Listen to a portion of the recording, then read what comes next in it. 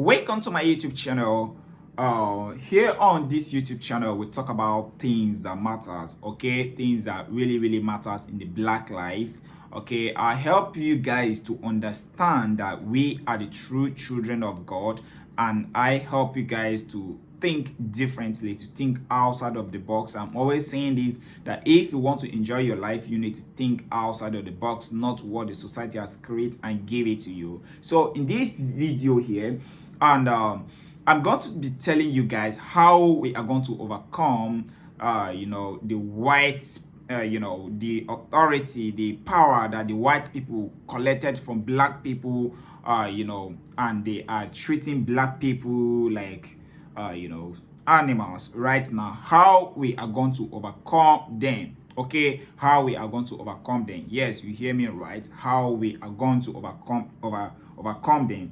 It may not be our generation. It might not even be the next generation. It may not even be the next 5 generation. But all I know is one day one of this generation is going to overcome, and how they're going to overcome is by hearing what they need to hear and have the mentality that they need to have in order to overcome them. And before we overcome them, do you know what is going to happen? We need to overcome ourselves within ourselves, because we have corrupt people that are selling us black people. We have corrupt people that are selling us black people to them the white people. Okay, to them the white people. So we need to first overcome our government first. We need to first overcome the people around us, the people that are selling us to them. Now in this video I will read this story, and after I read this story, I'm going to tell you something.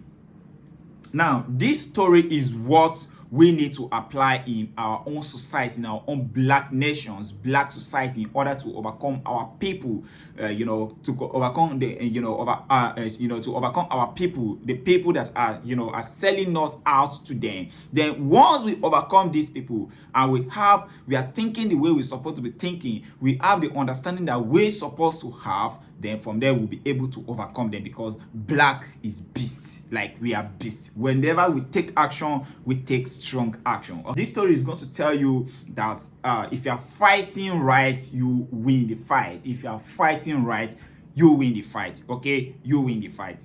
Now let's read. Samon Segun. The name of the girl is Samon Segun, mostly known by her code name Nico Minet, was only 18 years old when the Germans invaded. Her first act of rebellion was to steal a bicycle from a German military administration and slice the tires of all the other bikes and motorcycles so they couldn't pursue her.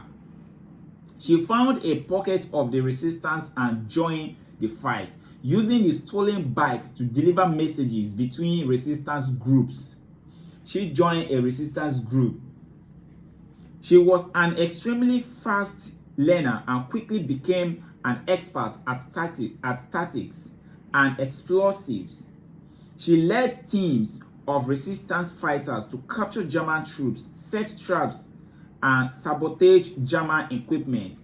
As the war dragged on, her deed escalated and derailing German trains, blocking roads, blowing up bridges, and helping to create a German free path to aid the Allied forces in retaking France from the inside. Remarkably, she was never caught. Because she was what? Because she was fighting right. That's the reason why she was never caught. Segion was present at the liberation of Qatar on August 23, 1944, and then the liberation of Paris 2 days later. She was promoted to lieutenant and awarded several medals, including the Croix de Corée. After the war, she studied medicine and became a pediatric nurse. She passed away in February 2023 at the age of 97. So This girl, do you know the reason why she started fighting at age of what? At age of 18. And she died. She follow and lead the group, won the fight, right? Help his country to won the fight. And what happened? She let her study medicine and she died at age of 80, at age of 70, at age of 97. Now, what is the lesson behind this? The lesson behind this is she was fighting right. She was fighting right. And because she was fighting on what is right, trying to, to help his people, to resist the people that were coming to, to take power from them, to kill them, to destroy them. She go into fight. She refused to fear. She go into fight and she do what? And she helped her people to win the fight. Now, you see Nigerian youths moving away from Nigeria to abroad, to America, to UK, to US, and all of those countries, trying to escape the challenges they are facing here, in their own country. And let me tell you something. Any problem you are having today, if you did not solve that problem today, that problem is going to meet your family in future. That problem is going to meet your children in future. So before that problem will finish, you must first fight that problem now. End that problem now. Overcome that problem now, in order for your children not to meet it in future. So we Nigerian youth traveling here, moving abroad, going to abroad, just because the country is bad, is not going to help us. Because if we are moving here, going to abroad to go and look for greener pastures as if we are cows, if you are moving and going there, bro, the problem is not going to solve. This is how the generation is going to continue. Assume our forefathers fight so strongly, we wouldn't have been in this situation. So it is because they refused to fight, they did not fight so strongly then. That's the reason why we found ourselves into this mess. And as we find ourselves into this mess, do you like it? No, we did not like it. So how is this thing going to end? We need to fight more than what our parents did. Not that our parents did not fight, they fought, yes, but we need to do better than them. And also teach the next generation, teach our children that we are fighting for our rights. We black people are fighting for our rights. We black people are fighting for our rights. Teaching our children to also fight. So the strength where we fight and reach, our children is going to take from there. That is how we are going to overcome these people. That is how we are going to overcome.